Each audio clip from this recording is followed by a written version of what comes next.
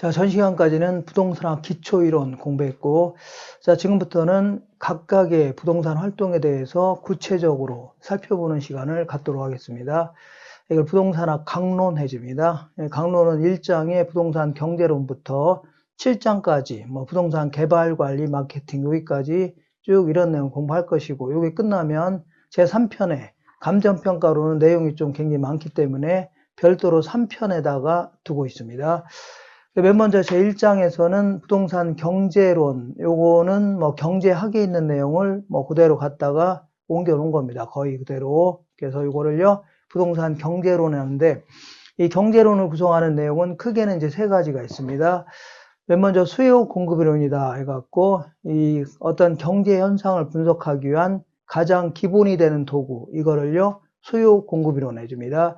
그리고 이제 수요와 공이 만나는 점에서 가격과 거래량이 결정되는 시장이 형성되는데, 이러한 시장은 일반 재화시장과는 다른 특성이 있다는 얘기죠. 이런 것들 알아보는 게 시장론이고, 마지막으로 경기 변동이라고 해서 시간이 흐름에 따라서 경제 활동 수준 자체가 좋아졌다가 나빠졌다를 반복한다는 얘기죠. 이런 걸 쭉 한번 알아봄으로써 앞으로 여러 가지 투자한다든가 개발한다든가 이런 거 할 때 도움을 받고자 한다 그런 얘기입니다. 이거를요 경제론 해줍니다.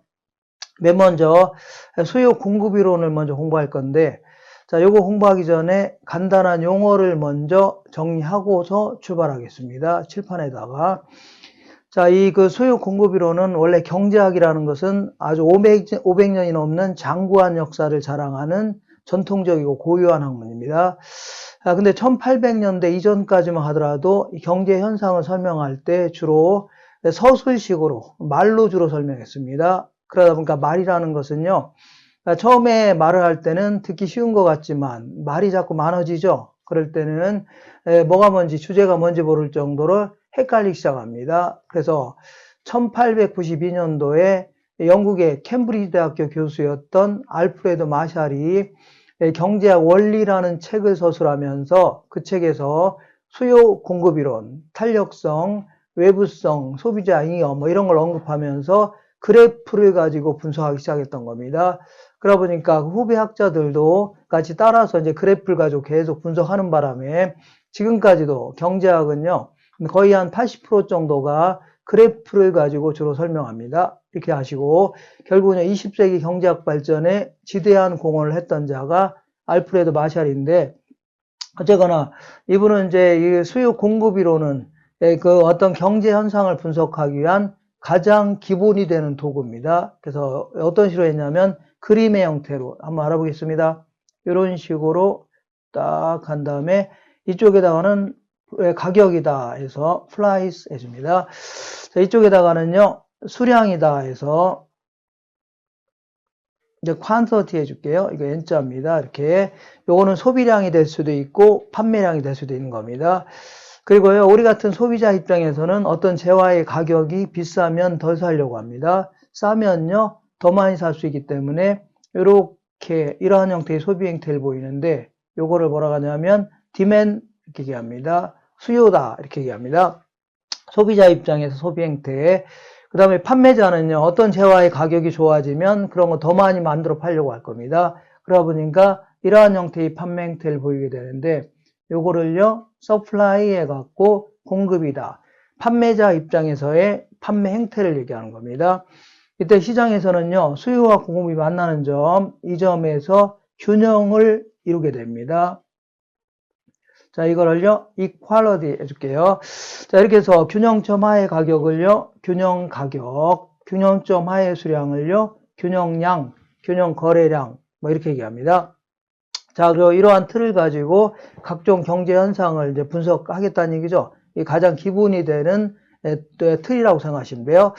자, 그리고 하나 더 한다면, 요때 이제 어떤 재화는요, 가격이 변하면 소비량이라든가 판매량이 크게 변할 수 있고, 어떤 건 작게 변할 수 있다는 얘기죠. 예를 들어, 쌀 같은 경우는요, 가격이 올라간다 하더라도 밥으로 안 먹을 수는 없는 거 아닙니까? 거의 안 줄어듭니다. 근데 다른 재화는 가격이 변할 때 크게 변할 수 있다는 얘기죠. 이런 것들을요, 이 그래프의 기울기를 가지고 분석합니다. 이걸 탄력성이다 하집니다. 영어로는요, 자, 이걸 elasticity 해줍니다. elasticity. 그래서 탄력성 이렇게 합니다. 이렇게 해서 탄력성까지 이제 같이 묶어서 이제 공부할 겁니다.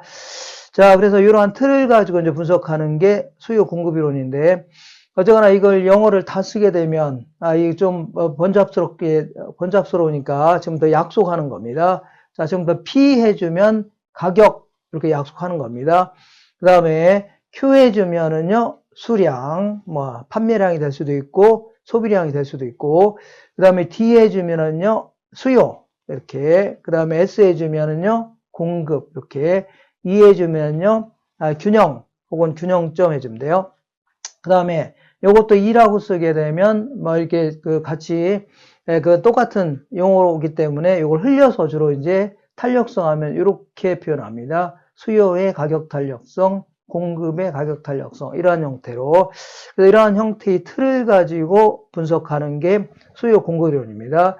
만약에 이 지역에 어떤 아파트 단지가 있는데 아파트 살려는 사람이 많아졌다. 그럴 때는 이렇게 수요가 이렇게 증가합니다. 이렇게 증가하면서 새로운 균형점이 요점이 됩니다. 그래서 가격도 증가하고, 그 다음에 거래량도 증가한다는 얘기죠. 그러니까 어떤 아파트 단지에 아파트 살려는 사람이 많아진다는 얘기죠. 그럼 그만큼 서로 살려고 하니까 가격이 올라갈 것이고, 그 다음에 당연히 막 서로 살려다 보니까 거래량도 많아진다는 얘기죠. 이런 거를요, 말로만 설명하는 게 아니라 그래프를 가지고 이제 분석하는 겁니다.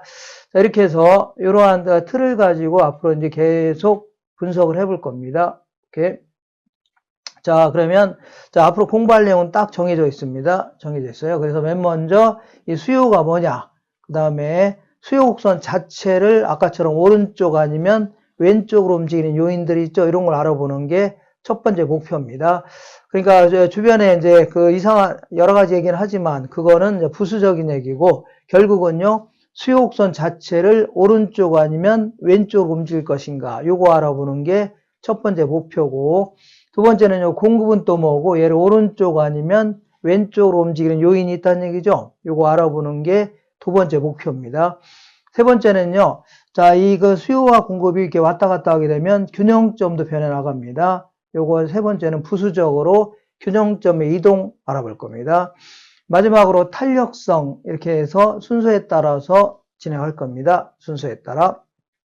자, 그러면 맨 먼저, 순서에 따라서 수요부터 좀 알아보겠습니다. 자, 일단은 수요가 뭐냐, 이거부터 먼저 알고 출발해야 되겠네요. 우리 교재는 61페이지에 있을 겁니다. 자, 수요라는 것은요, 내가 맥주를요, 오비 맥주가 있는데 한 1,500원 한다길래 한 달에 50병 정도를 사 먹겠다는 얘기죠. 이렇게 하는 거를요, 수요라는 겁니다.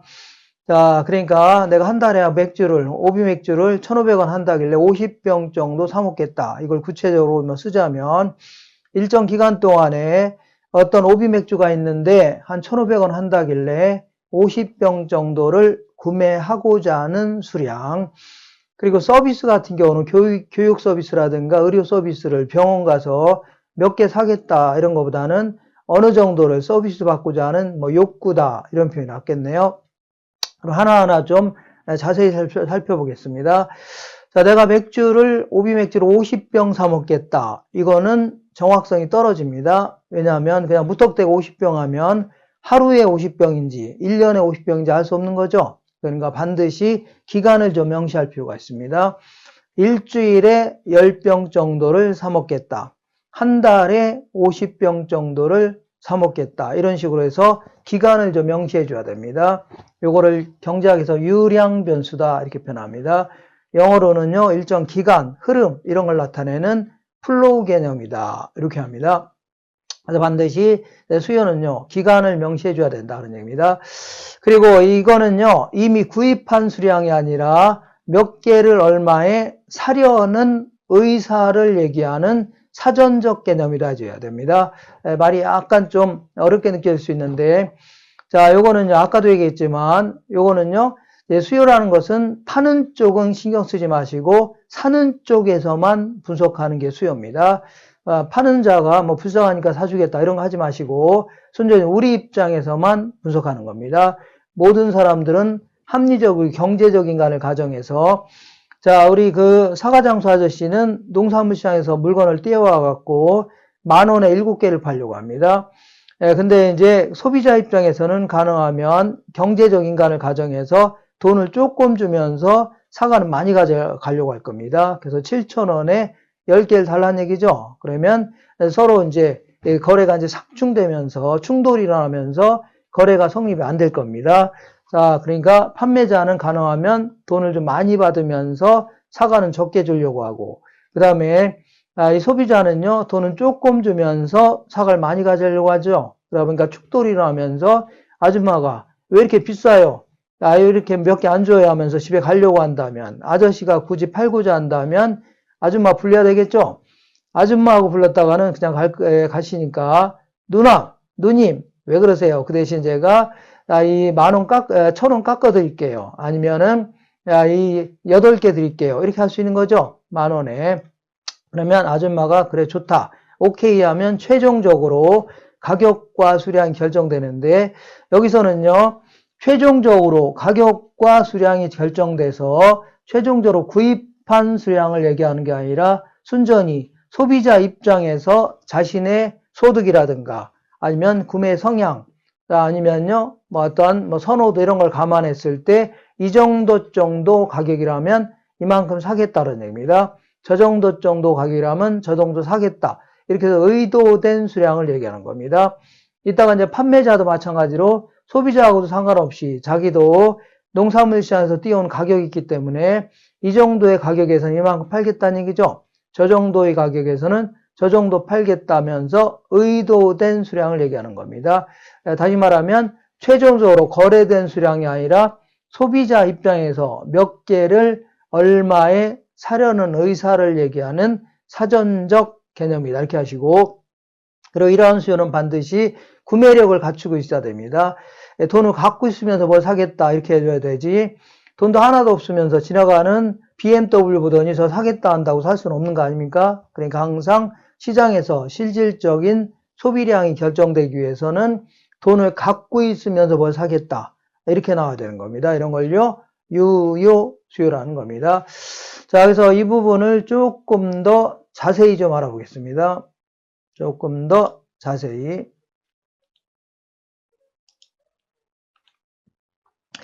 자, 아까 얘기한 대로 그 경제 현상을 분석하기 위한 각종 변수들, 소득이라든가 이자율이라든가 임대료, 변해 나가는 수치들을 얘기하는데, 이런 것들은요, 일정 기간을 명시해야만 분명해지는 변수를요, 유량 변수다 이렇게 얘기합니다. 유량 변수. 그 다음에 특정 시점을 딱 명시해야만 분명해지는 변수를요, 저량 변수다 이집니다. 일정 기간을 명시해야만 분명해지는 변수를요, 유량 변수. 특정 시점을 명시해야 분명해지는 경제 변수를요, 저량 변수 해줍니다. 먼저 유량과 관련돼서 어떤 아주머니가 동네 아줌마들 모아놓고 우리 남편 급여가 1,000,000원입니다 했더니 동네 아줌마들이 되게 부러워했다는 얘기죠. 알고 봤더니 부러울 게 없는 게 이거는 월급이 아니라 연봉이었다는 얘기 아닙니까? 그러니까 말을 하려면 똑바로 해야 됩니다. 우리 남편 월급이 얼마입니다. 연봉이 얼마입니다. 이렇게 해줘야 되죠. 기간을 반드시 명시해줘야 돼요. 이런 걸 뭐라고 하냐면 유량 변수라는 거고, 그 다음에 안산 지역의 인구가 754,321명이다. 이런 표현은 잘못된 표현입니다. 왜냐하면 인구라는 거는 계속 변하죠. 어제 이사 온 사람도 있고 내일 또 이사 간 사람이 있기 때문에 특정 시점을 딱 명시해서 오늘 현재로 인구가 754,321명이다. 아니면 작년 말 기준으로 해서 인구조사했더니 몇 명이다. 이렇게 해줘야 되죠. 이런 식으로 특정 시점을 딱 명시해야만 분명해지는 변수를요, 이거를 저량 변수라는 겁니다. 영어로는요, 스탁 해줍니다. 스탁. 그러면 특정 시점의 축적량, 존재량 이런 것들을 여기서는 스탁이라는 표현을 씁니다. 자, 그러면 유량과 저량의 예들을 좀 알아볼게요. 자, 한 달 동안의 소비량이라든가 아니면요 1년 동안의 급여다. 이렇게 기간을 좀 명시해 줘야 됩니다. 이렇게. 그 다음에 임대료 받을 때도요, 한 달간의 임대료가 얼마입니다. 연간 임대료가 얼마입니다. 이렇게 해줘야 되죠. 물론 별 말이 없을 때는 이제 보통 한 달간의 임대료를 주로 얘기합니다. 자, 은행이 이자 받을 때도 한 달 이자가 어느 정도 됩니다. 1년 동안의 이자가 어느 정도 됩니다. 이렇게 해줘야 되죠. 이런 식으로 해서 기간을 명시해 줘야 됩니다. 그 다음에 작년 1년 동안의 주택 거래량이 몇 채다. 이런 식으로 해줘야 돼요. 거래량이 3만 채다 할 때는 1년 동안인지 100년 동안인지 알 수 없는 거죠. 기간을 명시해 줘요. 그 다음에 국내 총생산을 GDP라고 하는 건데, Gross Domestic Product 해주는데, 이거는, 이거 1년 동안에 보통 대한민국에서 생산한 생산물의 시장 가치를 얘기하는 겁니다. 반드시 이제 기간을 명시해 줘, 1년을 명시해 줘야 됩니다. 별 말이 없으면 그냥 1년을 주로 얘기합니다. 그 다음에 작년 1년 동안에 어느 지역에서 아파트 새로 지어서 공급한 양이 2만 채다. 이렇게 해줘야 돼요. 자, 이런 것들 전부 다 기간을 명시해야 분명히 드는 변수인 유량 변수라는 거고, 그 다음에 저량 변수는요, 특정 시점 명시해 줘야 돼요. 재고량 하면은요, 항상 특정 시점에서의 존재량을 얘기하는 겁니다. 존재량.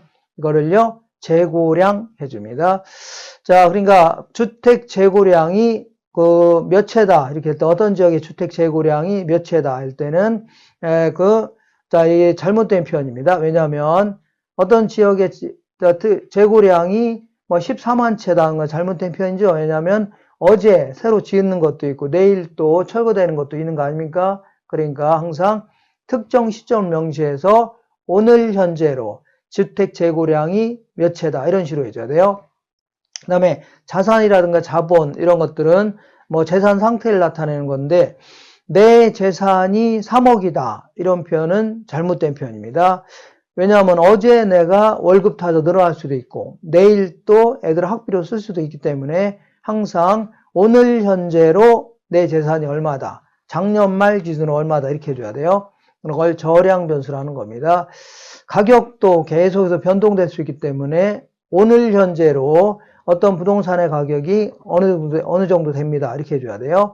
가격. 그 다음에 통화량이라는 것은 보통 민간이 갖고 있는 화폐가고 보통 예금 같은 요구불 예금을 주로 이제 합쳐서 이걸 통화량 하는데 이것도 마찬가지로 계속 변동될 수 있기 때문에 우리가 측정하기는 이제 불가능합니다. 주로 이제 한국은행에서 작년 말 기준으로 통화량이 어느 정도입니다. 이렇게 이제 측정해 볼 수가 있을 겁니다. 부채라는 것은 빚을 얘기하는데 빚도 내 빚이 6억이라는 것은 잘못된 표현입니다. 왜 그러냐면 어제 내가 돈을 빌릴 수 있고 내일 또 갚을 수 있는 거기 때문에 오늘 현재로 내 빚이 얼마다 이렇게 해줘야 돼요. 인구수도 아까 얘기한 대로 안산 지역의 인구가 오늘 현재로 몇 명이다 이렇게 해줘야 돼요. 이렇게 해서 요거가 이제 가끔 물어볼 수 있으니까 요거는 좀 양이 좀 많습니다. 내용이. 그러니까 요 몇 개 안 되는 저량을 기억하는 게 좋습니다. 저량. 자, 저량은요. 제자가 통부인이다. 어떤 제자가 있는데 통이 크다는 얘기죠. 돈도 잘 쓰고 막 그런답니다. 이렇게 제자가 통부인이다. 그래서 재고량, 자산, 가격, 그 다음에 통화량, 부채, 인구수 이 정도가 저량을 나타내는 자, 이 변수다. 이렇게 정리하시면 돼요. 이렇게. 자, 이렇게 해서 수요에 대해서 알아봤습니다. 수요라는 것은요, 한 달에 물건을 몇 개 정도 사겠다 하는 거를 수요다. 그 가격 수준에서 이렇게만 아시고. 자, 그 다음에 계속해서 그 다음 내용 진행하겠습니다. 잠시만요.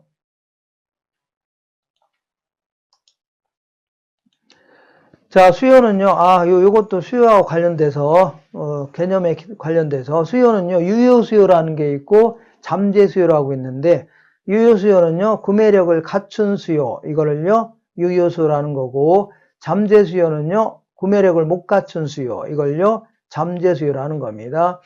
그래서 어떤 아저씨가 이제 실직해서, 자, 지금, 그 아내 모르게 뭐 실직했다는 얘기는 안 하고, 아침부터 가방 들고 나와서, 공원을 배에다 저녁 때 들어가서 이제 막 직장을 잡으려고 이제 노력을 하고 있는데 집에 오는 길에 부인을 만난 거 아닙니까? 이 부인이 남편이 돈을 많이 버는 줄 알고 지나간 헬기를 보더니 헬기 사조잉 한다고 살 수 있나요? 돈도 지금 거의 없는데 이런 걸 뭐라고 하냐면 잠재수요라는 겁니다. 그래서 사고는 싶은데 돈이 없다는 얘기죠. 이걸요 잠재수요. 근데 잠재수요자도 항상 잠재수요자로 남는 건 아닙니다. 이게 유효 수요자로 바뀔 수도 있다는 얘기죠. 예컨대 로또 복권에 당첨돼서 소득이 늘어났거나 아니면 대출 같은 거 많이 끼고라도 살 수도 있는 거 아닙니까? 그러니까 항상 사고자 하는 게 잠재돼 있다 해서 잠재 수요해 줍니다. 그리고 시장에서 실질적인 수요는 유효 수요만이 실질적인 소비량을 결정하는 거다. 이렇게 하시면 돼요. 자, 이렇게 해서 유효 수요와 잠재 수요에 대해서 알아봤습니다. 자, 지금부터 수요 함수에 대해서 알아보겠습니다.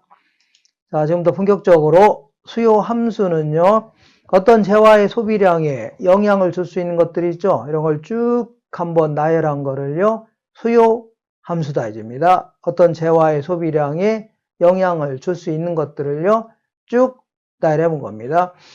예컨대, 자, 이 갑이라는 사람이 1억을 갖고 있는데 신도시 예정지역에 대림아파트를 현재 짓고 있는 거 아닙니까? 마음에 딱 들어서 구입하려고 합니다. 그러면 대림아파트의 구입량에 영향을 줄 수 있는 것들이 있죠. 이런 걸 쭉 나열한 거를요, 수요 함수라는 겁니다. 자, 그러니까 이때, 자, 1억 가지고 대림아파트, 신도시에 있는 아파트 사기는 이제 힘들 겁니다. 그래서 대출 좀 끼고 좀 구입하려고 하는데, 이때 대림아파트를 XJ라고 할게요. XJ. 그래서 XJ의 Q는요, 수량을 얘기하는데, 여기는 소비하고자 하는 양을 얘기하는데, 이게 말이 기니까 그냥 소비량. XJ 소비량, 대림아파트 소비량에 영향을 줄 수 있는 거를 쭉 한번 나열해 본 겁니다. 이렇게. 자, 이때 이제 이런 것들에 의해서 뭐 비례요금 반비례 관계가 있다. 영향을 받는다는 얘기죠. 그래서 펑크션에 갖고 함수 관계가 있다. 이렇게 얘기합니다. 맨 먼저, 자, XJ의 가격, PX 하면요, XJ의 가격. 그러니까 대림아파트의 가격. 대림아파트 가격이 비싸면 평수 줄여야 되죠. 싸면 평수 늘려 구입할 수 있겠네요. 매우 크게 영향을 주는 겁니다. 매우 크게 영향을 준다. 그 다음에 소득 같은 경우에도 원래 이 사람이 여기다 20평짜리 구입하려고 했는데 이번 달에 갑자기 대리에서 과장으로 승진하니까 회사에서 월급을 100만 원 더 준답니다. 그러면 돈을 많이 빌린다 하더라도 갚을 능력이 되는 거죠. 더 큰 평수 구입할 수도 있겠네요. 그 다음에 대림아파트 구입하러 갔다가 오는 길에 바로 옆에 삼성아파트 지금 짓고 있는 거 아닙니까? 보니까 내부 설비도 거의 비슷하길래 물어봤더니 아예 대림보다 훨씬 싸게 분양한답니다. 그럼 대림 살려다가 삼성 살 수도 있겠네요. 주변에 있는 다른 재화의 가격 이런 것들도 크게 영향을 줄 수 있어요. 그 다음에 선호도, 기여도 이런 것들도 원래 대림의 이미지가 별로 안 좋았는데 코로나 때 국민 건강을 위해서 무더니 애를 많이 썼다는 얘기죠. 그래서 이미지가 좋아지는 바람에 다른 거 살려다 이거 더 살 수도 있겠네요. 선호도, 기여 이런 것들.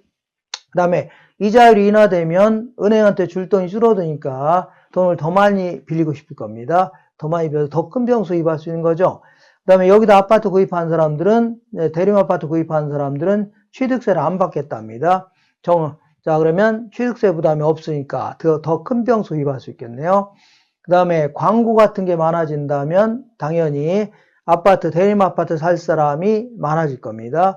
이거는 개인의 그 어떤 소비가 될 수 있고 아니면은요, 자, 이 시장 전체가 될 수 있는 겁니다.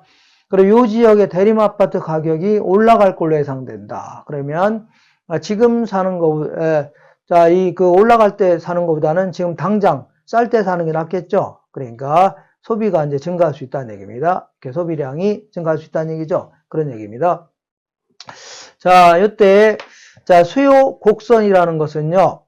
어떤 재화의 소비량에 영향을 줄 수 있는 여러 가지 요인 중에 일단은 가격 이외의 다른 요인도 다 고정돼 있다고 가정하고 그러니까 대림아파트 가격 이외의 요인들은 다 고정돼 있다고 가정하고 대림아파트의 소비량과 대림아파트의 가격과의 관계만 그래프로 그린 거 있죠. 요거를 수요 곡선이라는 겁니다. 다른 건 옛날하고 똑같다고 가정하고 가격과 소비량과의 관계만 그래프로 그린 거를 수요 곡선이다. 이렇게 정리하시면 돼요. 수요 곡선.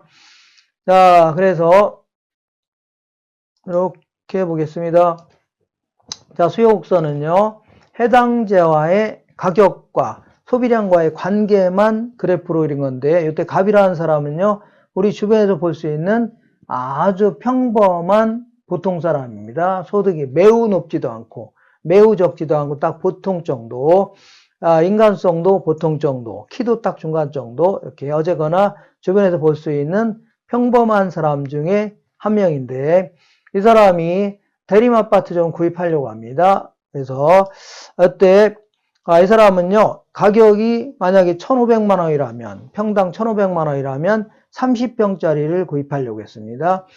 근데 만약에 무슨 연유로 1,200만 원으로 하락할 수 있는 거죠? 예를 들어 이 신도시의 정적에 건설업자가 20개가 원래는 참여하려다가 나중에 보니까 50개가 참여하려고 하죠. 그럼 그만큼 아파트가 많아지면서 가격이 떨어질 수 있다는 얘기입니다. 그래서 만약에 1,200만 원으로 하락한다면 신났네요. 50평짜리를 구입할 수가 있다. 그래서 결국 이 두 점을 이렇게 연결한 거를요, 수요 곡선이라는 겁니다.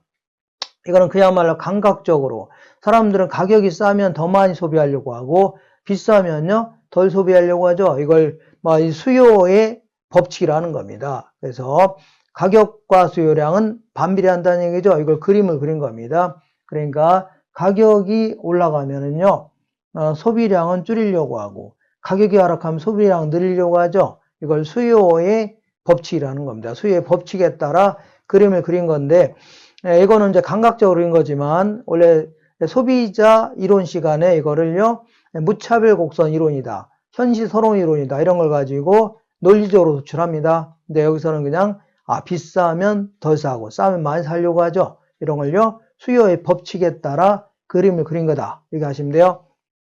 물론 수요 법칙에 예외도 있을 수가 있는데, 왜 가격과 수요량이 비례한다는 얘기죠. 가격이 올라가니까 소비량도 늘리려고 한다는 얘기입니다. 이런 경우는 딱 하나, 기펜제라는 제어가 있는데, 이거는 잠시 후에 열등제 중에서 소득 효과가 대체 효과가 크다는 얘기죠. 이런 것들은 이제 경제학도 공부하니까 그 잠시 후에 제가 간단히 한번 설명하고, 구체적으로는요 소비자 이론 시간에 자세히 공부할 겁니다. 그래서 어제거나 수요의 법칙에 따라서 그림을 그린 게 수요 곡선이다, 이렇게 정리하시고, 지금부터 수요 곡선이 왜 우하향하냐, 사람들은 왜 가격이 하락하면 소비량을 늘리려고 하냐, 그런 얘기죠. 이렇게 다시 한번 보겠습니다.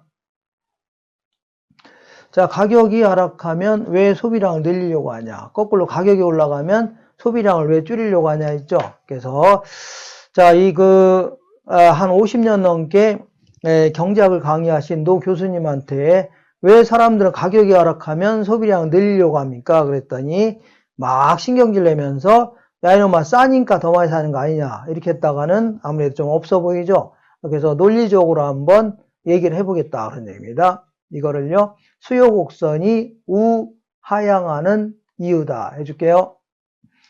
자, 수요 법칙이 탄생한 이유를 얘기하는 겁니다. 자, 먼저 갑이라는 사람은 총각인데 월급 한 200만 원을 벌고 있는 총각입니다. 그래서 원룸에서 살고 있습니다. 원룸 살고 있는데, 자, 이 월급 타서 삼겹살 한 달에 10근 정도는 꼭 사 먹고 남는 돈 가지고 다른 재화를 구입합니다. 이때 다른 재화의 가격은 그대로인데 삼겹살의 가격만 하락했다고 치자. 다른 재화의 가격은 그대로인데 삼겹살의 가격만 반값으로 하락했다고 치자. 이렇게. 그러면